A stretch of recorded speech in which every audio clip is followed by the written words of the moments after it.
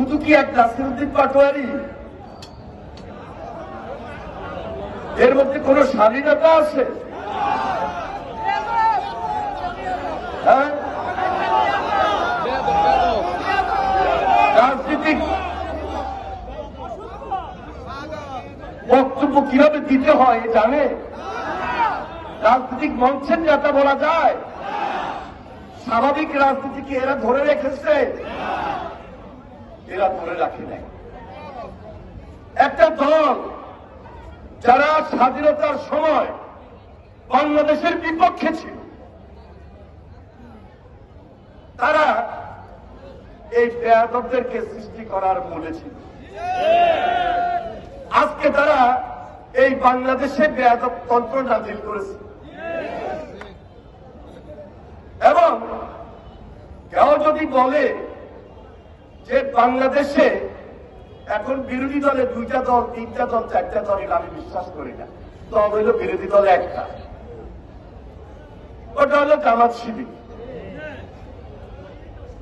এখানে এই যে নতুন যে ছাত্র সংগঠন করে জাতীয় রাজনীতিতে এনসিপি নামক দলটা তারা সৃষ্টি করেছে, বাস্তবিক পক্ষে আপনি যদি একটু ভালোভাবে বিশ্লেষণ করেন, এরা একে একাকার হয়ে গেছে ওই জামাত শিবিরের। তাহলে বাংলাদেশে ফ্যাসিস্টের বাহিরে পক্ষ হইল এখন 2টা। একটা হইল জামাত শিবির পক্ষ, আরেকটা হইল জিয়া রহমানের নেতৃত্বে, খালেদা জিয়ার নেতৃত্বে বাংলাদেশি জাতীয়তাবাদ পক্ষ। এবং এই পক্ষের নেতৃত্বে একটা রাজনৈতিক মোর্চা, যাদের সঙ্গে আমাদের রাজনৈতিক মিল রয়েছে।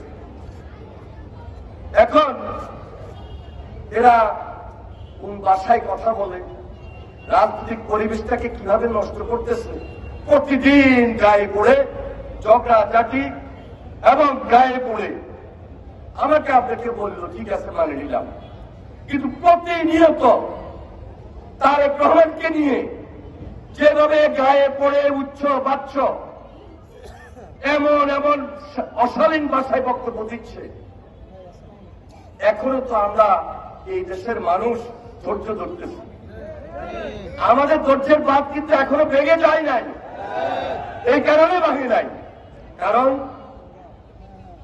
আমরা রাজনীতি করতে করতে এখানে এসেছি। বিএনপি রাজনীতি শুরু হয়েছে প্রেসিডেন্ট জিয়ার নেতৃত্বে, একটা উদারপন্থী গণতান্ত্রিক দল। এটা একটা গঠনতন্ত্র আছে, এটা একটা নিয়ম আছে। নাসিরউদ্দিন পাটোয়ারির মতো কেউ যদি এই ধরনের অশালীন ভাষা, রুচিহীন, যেটা রাজনীতিতে যায় না, এই ধরনের কথা আমাদের পার্টিতে যদি কেউ বলতে চায়, ওই সুযোগ বিএনপিতে নাই। এবং তারেক রহমান এই ব্যাপারে খুব সজাগ এবং সতর্ক। এই পর্যন্ত কতজনকে বহিষ্কার করতেছে আর কতজনকে বাদ দিতেছে, এই হিসাব দেখলেও তো বোঝা যায় যে এই ধরনের কোন প্রশ্রয় এই পার্টিতে দেওয়ার সুযোগ নাই। 5 তারিখের পরে এরা বাংলাদেশে যে একটা আন্দোলন ছিল, যে আন্দোলনের রেজাল্ট নিয়ে আমরা এসেছি, দেশকে কিছু দিব, একটা সুন্দর নির্বাচন হবে, এখানে একটা বড় বিভক্তি নিয়ে এসেছে। এরা শুধু জুলাইকে বিভক্তি করে নাই, এরা বাংলাদেশকে বিভক্তি করেছে, এরা বাংলাদেশের রাজনীতিকে বিভক্তি করেছে, এরা বাংলাদেশের ফ্যাসিস্ট বিরোধী যে ঐক্যের মধ্যে পাটল দাঁড়িয়েছে।